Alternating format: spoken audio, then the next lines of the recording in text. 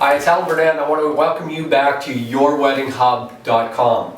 Now today I want to talk about a vitally important topic, and that is figuring out your budget. Brides and grooms, one of the very first things that I always say to couples when they approach any of our venues and asking us to help them with their wedding is, what is your budget? Now they'll usually be calling just to kind of kick tires and get prices, but I always tell brides and grooms the first thing you need to do is figure out your budget. Because budgets can be all over the map. And I want to give credit to where credit is due. I want to refer you to Real Simple's wedding publication. I think it's an annual publication. I just picked it up recently on the newstand. Great information here. It's got some great ideas on budget, on how to figure out the size of your wedding party, styles of dress, you name it, it's in here. It's a great publication. So some of what I'm going to share, I just borrowed from them. Three things that I want to share with you today when it comes to figuring out your budget. Number one, bride, groom, you need to sit down together and figure out what can the two of you put together in terms of your wedding costs. That means if let's say your wedding is 10, 12 months out, a year away, and you need to start looking at how much can we set aside every month. And this is a good time because I'll tell you what, after you get married, you need to be savers, and so this is a great time to start. Let's call it delayed gratification. So every month, you've got to be able to put at least 10%, I'd say 20%. Stretch yourself, make some sacrifices here, it'll be worth it. So put 20% out of every paycheck, both of you, into a joint account, maybe a GIC, something where those funds are locked in, you can't touch them until the time that you're ready to start making some of the payments on the expenses for your wedding day. The second thing that you need to do is sit down with parents and have that big talk. Mom, Dad, what can we expect from you in terms of helping us out with our wedding expenses?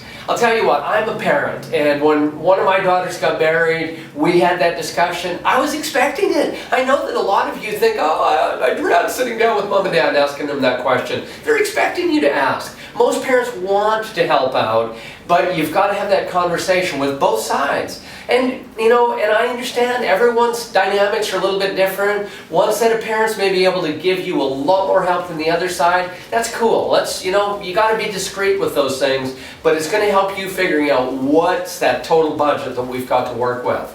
Now, the third thing that I want to share with you is just some of the statistics regarding weddings nowadays. In 1964, the average age of a bride was 21.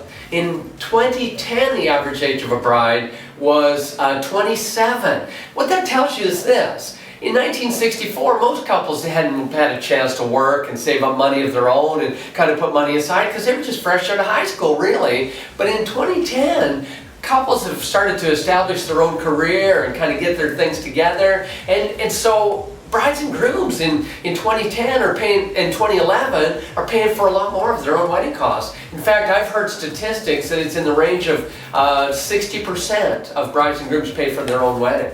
Now, another statistic that I want to share with you, and I don't want to blow your minds with this one, but is the average cost of a wedding America-wide in 2010 was $24,066. Now, I know that depending on the region that you live in, if you're from a small Midwestern town, for example, you may be able to get a caterer that can cater your wedding for $15, $20 a person.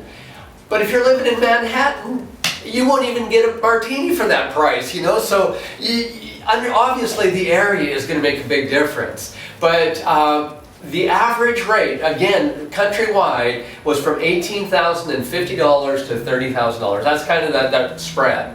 Now, one of the things that's really going to affect it, and this is one of the topics that's coming up tomorrow on yourweddinghub.com, is how big is your guest list. And that's one area that I want to give you some great advice. Now, also, before we close, I want to give you two websites that I just kind of stumbled onto. I'm not totally endorsing them because I haven't gone into and checked them out, but they look to me like great websites. One of them is called costofwedding.com. Costofwedding.com. and the other one is projectwedding.com. I think they're kind of connected together in some way, but just some great information. You can even enter your zip code on one of them, and it'll kind of break down what are kind of the average costs that you should expect to spend. I hope that today you've gotten some helpful information that's going to help you in putting your budget together, because brides and grooms, that's where you have to start. Thank you for joining me on yourweddinghub.com. Like us on Facebook. Put your questions onto our comment places, because I want us to turn this into a forum. And make sure you follow us on Twitter. We'll check you out tomorrow on yourweddinghub.com.